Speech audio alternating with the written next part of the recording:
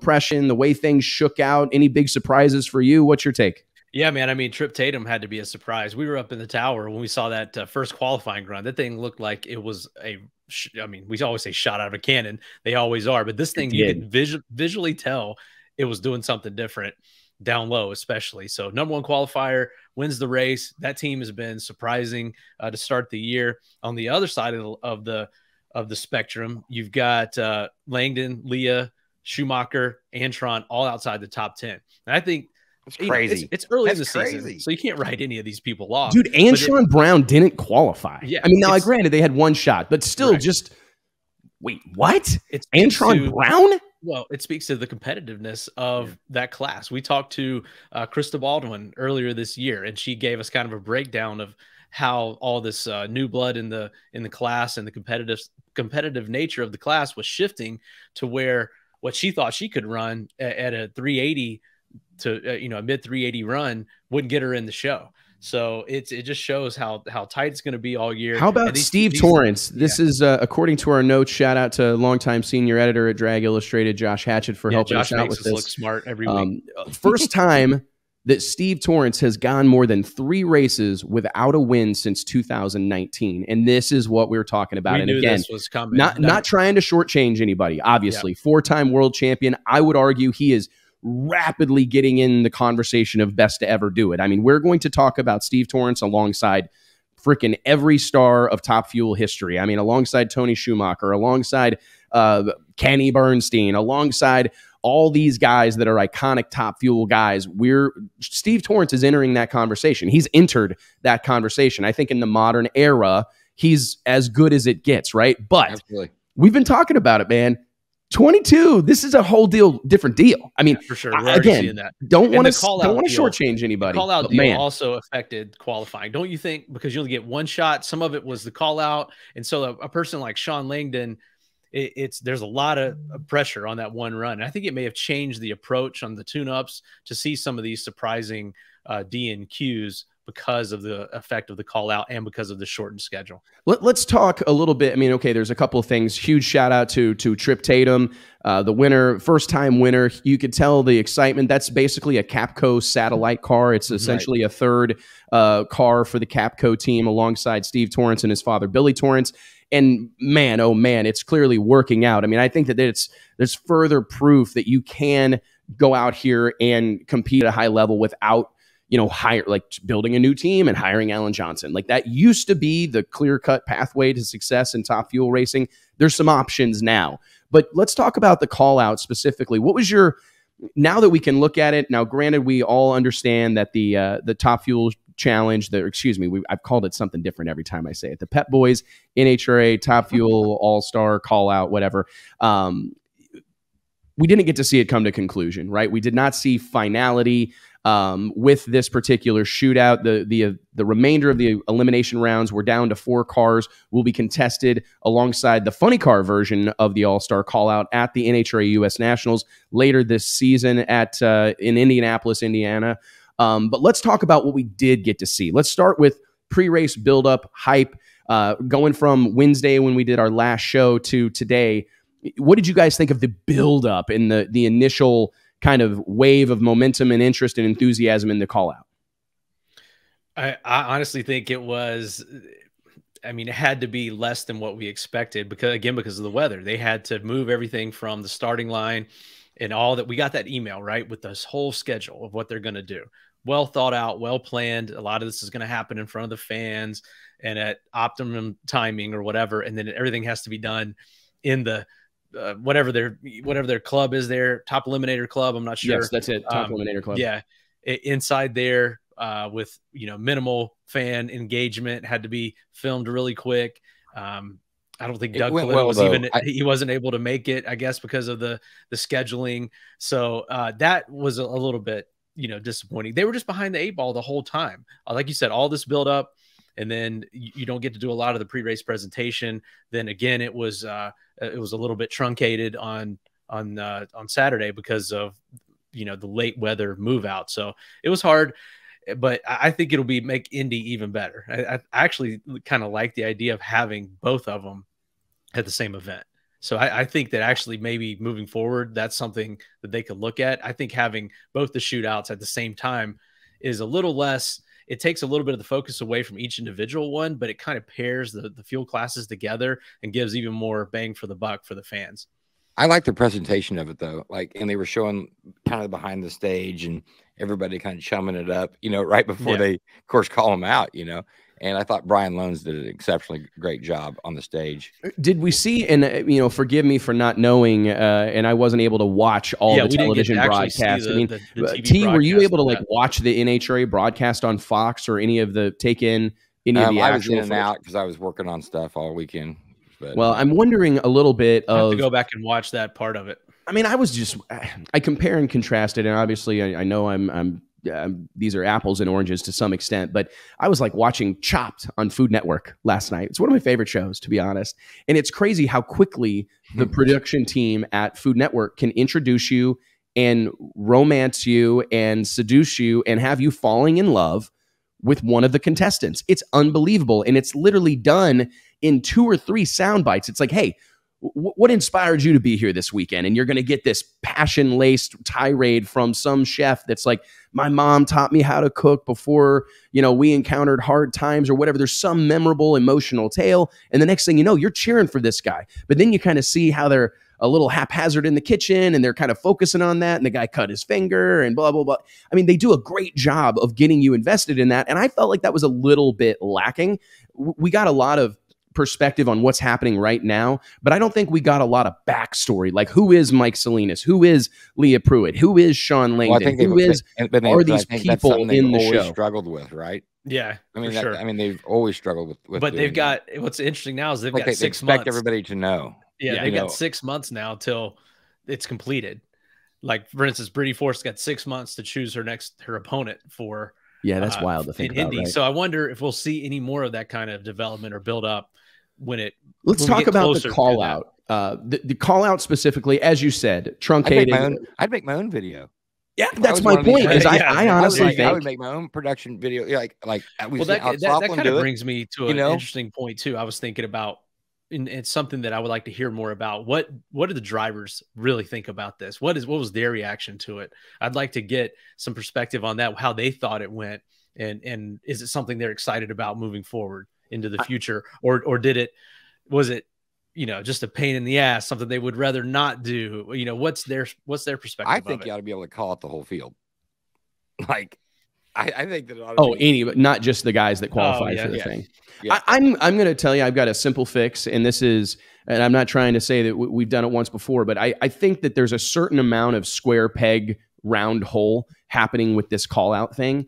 Like, my takeaway from it, watching it and really trying to study it and examine how everybody's behaving. And I actually asked this question to one of the participants last week here on the show, Justin Ashley. You know, how uncomfortable is this? Because it looks pretty awkward. Like, I can see it on everyone's face. Like, you know, the pressure that was on Steve Torrence. I mean, I think there was more pressure on Steve Torrence this past weekend to be the asshole that calls out the struggling Leah Pruitt than really anything else. Like, you could see it was weighing on him. He knew that the obvious pick was Leah Pruitt. She's had a little bit of a rough start to the 2022 campaign. She's got a lot on her plate, right? New marriage. They got a brand new team. They got 2 cars, a lot of moving parts, all these sponsorship relations.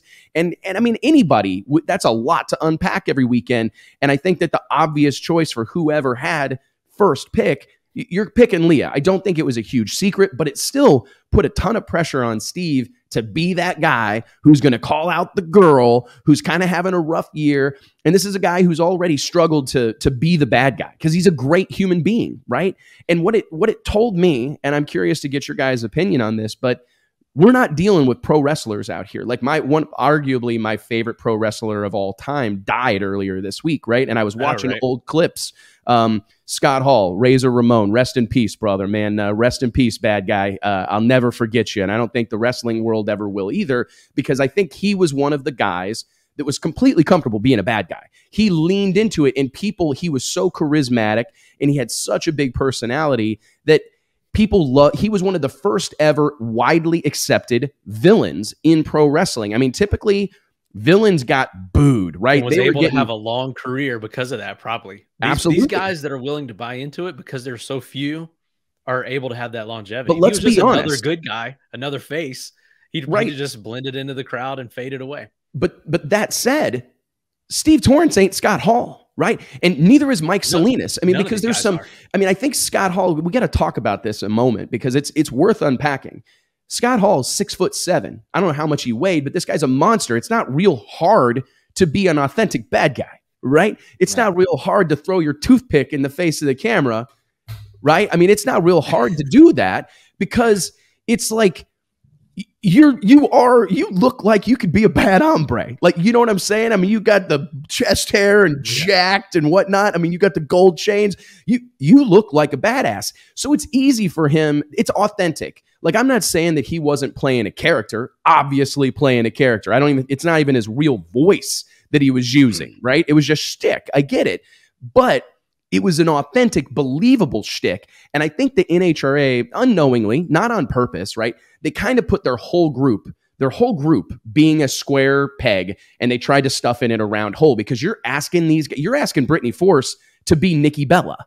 She's not, right? And that's not a shot or anything, but like, these people aspired their whole lives. Nikki Bella, Scott Hall, John Cena, they aspired their whole lives to be the next Hulk Hogan, to be the next big on-stage personality. They knew that it was as important to be able to do an interview and to cut a promo as it was to be able to do a suplex.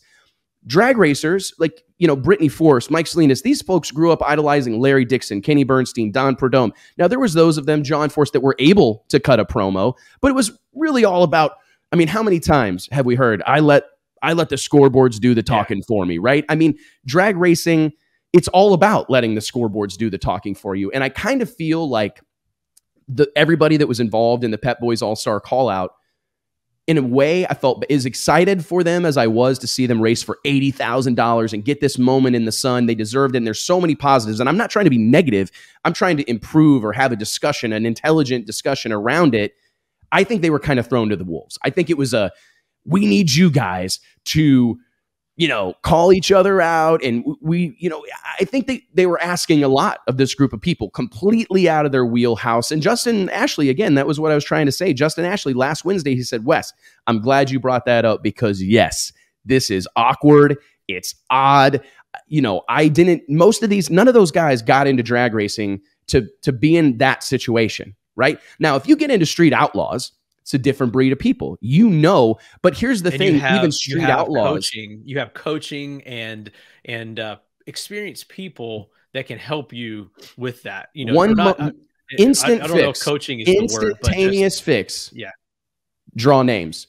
Drawing chips out of a hat. You would have gotten, like, if I love a king for the day opportunity, but I love what we have done historically with the World Door Slammer Nationals down in Orlando in 2020 and 21. You bring all those cars, all those Top Fuel cars are in the lanes. You make a huge production out of closing the lanes. I'd have had a camera and like one of those caution tape deals or some sort of special fabric that we rolled across the top of staging lanes, and they're closed. No cars come, no cars go. We brought 8 Top Fuelers out here. They're in the staging lanes. You better bring these mothers to the staging lane ready to run a world record and ready to race for $80,000. You bring everybody up to the starting line in front of a capacity crowd at Gainesville Raceway. You've got a hat out there. You've got a celebrity that's holding it, or some beautiful woman, right, that she's holding the bag. And Steve Torrence, instead of getting to have first pick, he's got first draw. He goes up, he draws first, right? And we get to watch as a real spontaneous human moment happens, right? Because we're going to get to see, is he stoked because he drew Leah, or is he devastated because he drew Trip Tatum, or whatever the case may be, his teammate, or he drew Antron Brown, his buddy, right? How much better would that have been? And you get to see Leah. No, I don't mind the call out though. I like the idea, but it's the wrong group of people. I do think that it needs to be the field, and then it goes on whoever had the most points, or whoever, how you finished the year before, because that gives you something to race for. Like, okay, I need to finish. If I finished here, I probably wouldn't have got called out. That's what they did, right? I mean, they had 8. I mean, I think if you made it too, if you make it too big, like I don't know. I mean, because I personally think that I think that was confusing. I think that was confusing to some of the fans. it was confusing to everybody. But the determined was a little bit odd because it was based on qualifying. But then is Clay not there? You know, I mean, it was based on qualifying. But then Torrence is the number one. So it's like qualifying, but then we're going to throw qualifying out and put Torrence number one. And I think that's why a little bit. But you're asking these guys to do something that they're uncomfortable doing. You have to, the whole thing. I'm going to say about the whole deal. But they won't. But it's easy to say that, and I got to think. I think that's the problem, T, because that's the mindset NHRA has. We'll just do it. Well, dude, these guys have never done that.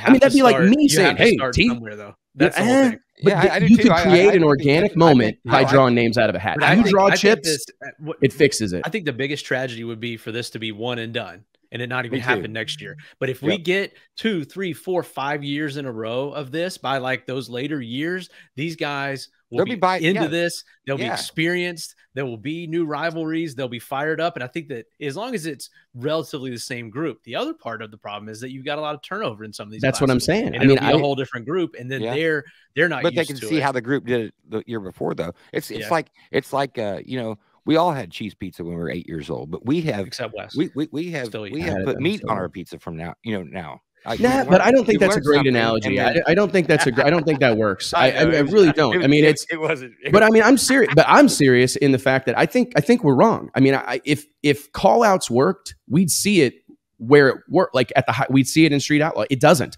The call outs always turn into strategy. It always turns into Kai Kelly calling out Lizzie. It always turns into teammates playing games. You're always you can't. It's so hard to stop humans from being human. But these call outs, you know, like in the NHRA though, like we see that with the Street Outlaws because they know that somebody's broke down or hurt or aren't going to be able to make the call. But I mean, that's the same thing we saw with Steve Torrence calling out Leah. She's struggling. He did that intentionally. Right. But she is going to make a run. I mean, anything can happen there. So anything can happen in any of it. But I'm saying if you want to create prefer it too. But they prefer a chip draw because it takes that pressure. It's like, hey, you know, I drew someone that I really want to race.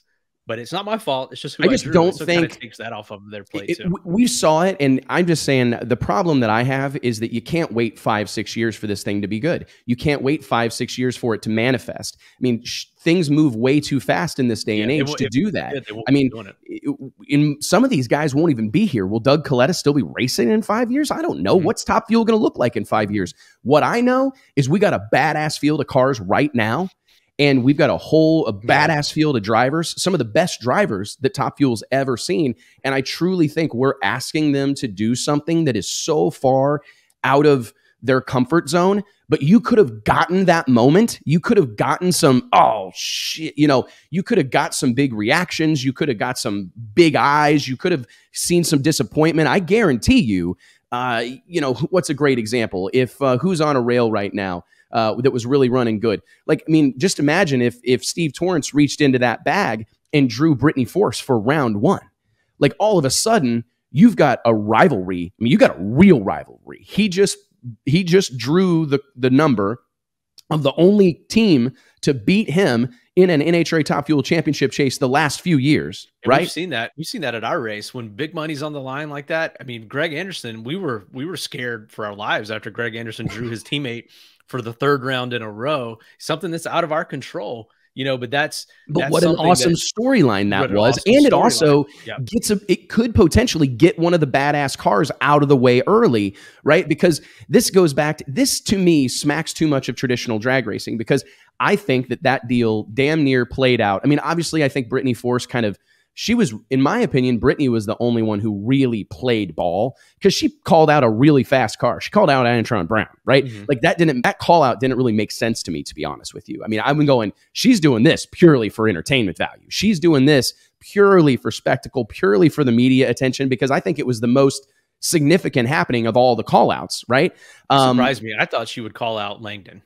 I really did too. You know, there's some rivalry there too, correct?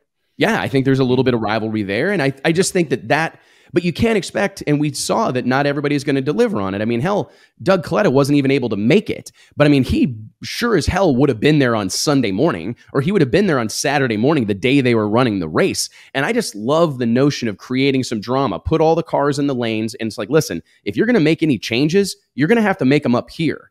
right? The strategy is going to be right here. In fairness to Kalitta, I think it was weather related. Right, I believe. And the whole thing was weather related. Yeah, I agree. And again, to my initial point, I'm not trying to pick it apart. I'm trying to find ways to make it way better. If they would have pulled it off how they wanted to, this would have been way better. And I still like it. Like it's great. Better than nothing. It's better than not having it. And then Pep Boys, I think it's just maybe some tweaks to it. Maybe. Yeah. Pep Boys comes in, they've been involved in the past, but kind of a new. They explained on the PA that it's under a new. Apparently, they're headed in a new direction with the brand. Instead of just being, I don't mean to be just being a parts store, but instead of exclusively selling parts, they're now like a full service, lube and wash type of program. Apparently, is the direction they're headed. It was really cool to see them jump on the side of Salinas, Mike Salinas' top jeans and cardigan. And what's wrong with skinny jeans? That's what I'm just saying. They're going to be the Prep Boys. Oh, the Prep Boys. That's like maybe pinch roll again, bring that back. Where's the symbols? That could be the new name for the NHRA Safety Safari, the Prep Boys, right? Prep Boys. Prep Boys. That ain't too bad, man. I honestly think, to kind of wrap up our conversation about the Pep Boys All-Star call out, I definitely think victory. I think a very cool deal that has nowhere to go but up. This is a fantastic thing for the sport of drag racing, fantastic thing for all these racers, and I can't wait to see how things unfold at the NHRA US Nationals. If the good Lord's willing, we'll have some great weather this Labor Day weekend when we see these two classes do battle for big money at Lucas Oil Raceway. Actually, Indy even more of a must attend, right?